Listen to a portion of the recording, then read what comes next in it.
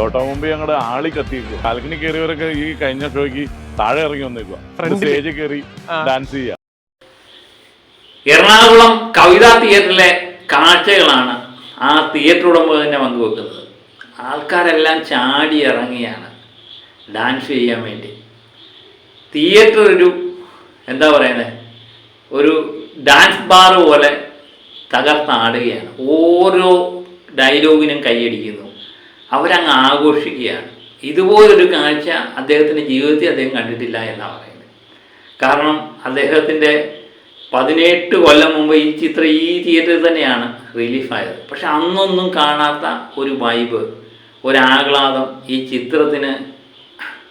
അന്ന് ചിത്രം കാണാതിരുന്ന വ്യക്തികൾ വരെ വളരെയധികം ചാടി തിമിർക്കുന്നതെന്നാണ് പറയുന്നത്. ബാൽക്കണിയിലൊന്നും ആളില്ല.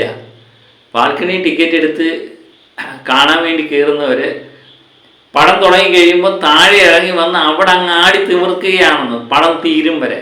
അതുപോലെ ഏകദേശം 1200 ഫിറ്റിംഗ് കപ്പാസിറ്റിയുള്ള കവിതാ തിയേറ്റർ 1200ഓളം മൊബൈൽ ഫോണുകൾ ഇങ്ങനെ പ്രകാശിച്ചുകൊണ്ടിരിക്കുന്നു എന്നാണ് അദ്ദേഹം പറയുന്നത്. ഇതിൽ പരം മലയാള സിനിമയിൽ ഒരു അത്ഭുതം നടക്കാനില്ല എന്ന് തിയേറ്റർ ഉടമ തന്നെ സാക്ഷ്യപ്പെടുത്തുന്ന സാക്ഷ്യപത്രമാണ് നമ്മൾ കേട്ടത്. അതിൻ്റെ വീഡിയോയുടെ മൊത്തം ആ ചാനലിനകത്ത് കാണാം, അത് പോയി കാണുക.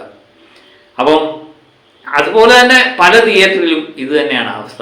നമ്മുടെ കോഴിക്കോട് അപ്സര തിയേറ്റർ ഉടമ പറയുന്നു, ഞങ്ങളുടെ തിയേറ്റർ കുറച്ച് ദിവസം അവിടെ കുലുങ്ങുകയാണെന്നാണ് പറയുന്നത്. കാരണം ചോട്ടാ മുംബൈയിൽ വന്നതിന് ശേഷം ഇത് കുലുക്കത്തോടെ കുലുക്കലാണ് അപ്സര എന്ന് പറയുന്നത്. അത് പണ്ട് നമ്മൾ കേട്ടിട്ടുണ്ട്. പല ചിത്രങ്ങളും, അത് ലാലേട്ടൻ്റെ തന്നെ ചിത്രം വരുമ്പം തിയേറ്റർ ചിലപ്പം കുലുങ്ങും എന്ന് നമ്മൾ പലപ്പോഴും കേട്ടിട്ടുണ്ട്. പക്ഷേ അന്നൊന്നും കുലുങ്ങിയില്ലെങ്കിൽ നാളായിട്ട് 2-3 മാസമായിട്ട് ഇത് കുലുക്കത്തോടെ കുലുക്കമാണ് എന്നുള്ളതാണ്.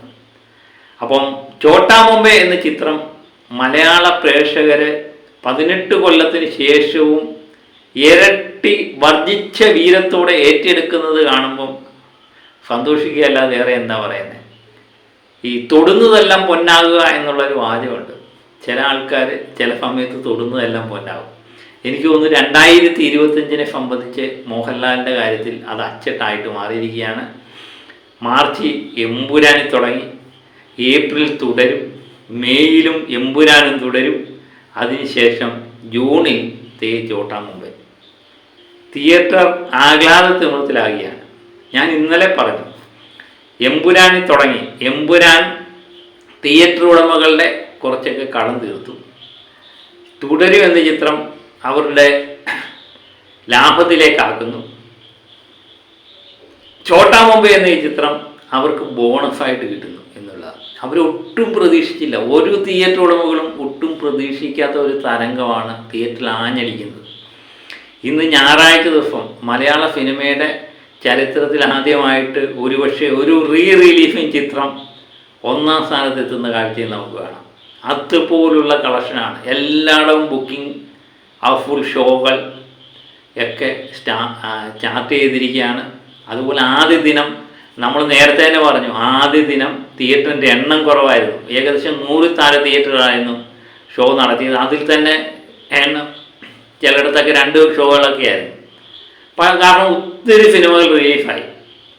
പക്ഷെ ആ ചിത്രങ്ങളൊന്നും പ്രതീക്ഷിച്ച നിലവാരം പുലർത്തിയില്ല എന്ന് കണ്ടപ്പം ആ തിയേറ്ററിലെല്ലാം ചോട്ടാ മുംബൈയുടെ ഷോയുടെ എണ്ണം കൂടുന്നു, തിയേറ്ററിൻ്റെ എണ്ണം കൂടുന്നു. അതുതന്നെയാണ് ഇന്നലെ സംഭവിച്ചത്. ഏകദേശം 70 ലക്ഷത്തിന് മുകളിലുള്ള കളക്ഷൻ ഇന്നലെ ഒറ്റ ദിവസം ഈ ചിത്രം നേടി എന്നുള്ളത് നമ്മൾ പ്രത്യേകം ശ്രദ്ധിക്കണം. ഒരു റിലീഫിംഗ് ചിത്രമാണ് ഈ 70 ലക്ഷമൊക്കെ നേടിയത്.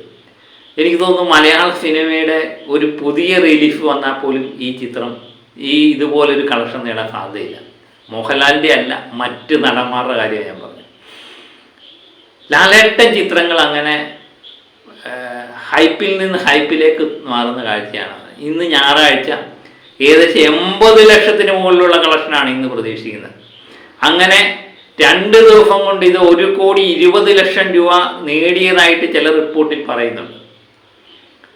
അതും പ്രകാരം ഉറപ്പായിട്ട് പറയാം, ഇന്ന് 3-ാമത്തെ ദിവസം കൊണ്ട് ഇത് 2 കോടി കളക്ട് ചെയ്യുമെന്ന് ഏകദേശം ഉറപ്പാക്കിയിരിക്കുക. അതുപോലുള്ള കളക്ഷൻ എനിക്ക് തോന്നുന്നു എല്ലാവരും കൂട്ടത്തോടെ ചോട്ടാ മുംബൈ കാണാൻ എത്തുന്നു.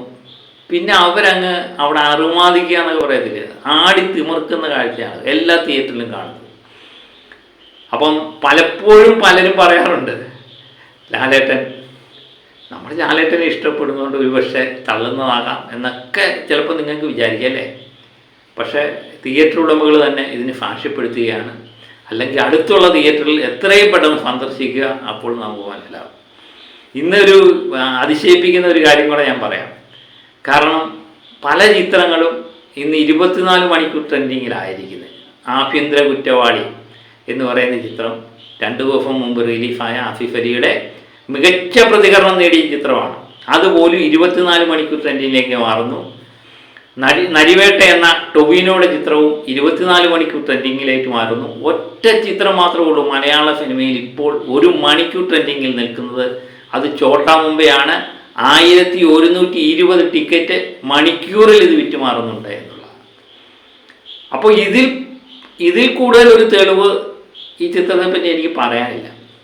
അപ്പോൾ അതുപോലെ തിയേറ്ററിൽ നിന്ന് തിയേറ്ററിലേക്ക് ഒരാഘോഷത്തിൻ്റെ രാവുകളാണ് എല്ലായിടത്തും കാണുന്നത്. പലയിടത്തും ഷോകളുടെ എണ്ണം കൂടുന്നു. കാരണം നൈറ്റ് ഷോകളുടെ എണ്ണം വളരെയധികം കൂടുന്നു എന്നുള്ളതാണ്. തിയേറ്ററിൻ്റെ ജനത്തിരക്ക് അതുപോലെ കൂടുന്നു. അതിനനുസരിച്ച് ഷോകളുടെ എണ്ണം കൂടിക്കൊണ്ടേയിരിക്കുക. അങ്ങനെ എല്ലാ കേന്ദ്രങ്ങളിലും ചോട്ടാ മുംബൈ മികച്ച രീതിയിലുള്ള കളക്ഷൻ നേടി മുന്നേറുന്ന കാഴ്ചയാണ് കാണുന്നത്. 2-3 ദിവസം കൊണ്ട് 2 കോടി രൂപ നേടുന്നത് ഒരു റിലീഫിങ് ചിത്രമാണ് എന്നുള്ളത് പ്രത്യേകം ഓർക്കുക. റിലീഫ് ചെയ്ത ഇത്തിരി ചിത്രങ്ങളുണ്ട്. അത് ആദ്യമേ സ്ഫടികത്തിലാണ് തുടങ്ങുന്നത്. സ്ഫടികം എനിക്ക് തോന്നുന്നു അല്പം കാൽക്കുലേറ്റ് ചെയ്ത് നേരത്തെ തന്നെ റിലീഫിങ് തീരുമാനിക്കുകയും തിയേറ്ററിൻ്റെ എണ്ണം ചാർട്ട് ചെയ്യുകയും ഒക്കെ ചെയ്തു. ഷോകളുടെ എണ്ണം, ഫാൻ ഷോകളുടെ എണ്ണം ഒക്കെ ഒത്തിരി കൂടിയാണ് ഇത്. സ്ഫടികം ഒരു അറേഞ്ച്മെൻ്റ് ഒക്കെ ഉണ്ടായിരുന്നു. പക്ഷേ ചോട്ടാ മുംബൈയിൽ വന്നു കഴിഞ്ഞപ്പോൾ അങ്ങനെ വലിയ അറേഞ്ച്മെൻ്റ് ഒന്നും ഇല്ലായിരുന്നു. റിലീഫ് ചെയ്യും എന്ന് പറഞ്ഞിരുന്നു. അത് മാറ്റി വെക്കുകയൊക്കെ ചെയ്തു. അപ്പോഴും തിയേറ്റർ ഉടമകൾക്ക് തന്നെ പ്രതീക്ഷയില്ലായിരുന്നു.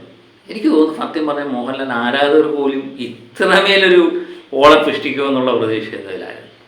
പക്ഷേ ഇത് പറയാതിരിക്കാൻ നിർവാഹമില്ല. ഇത് വേറെ ലെവലിലേക്കാണ് ഈ ചിത്രം മാറുന്നത്.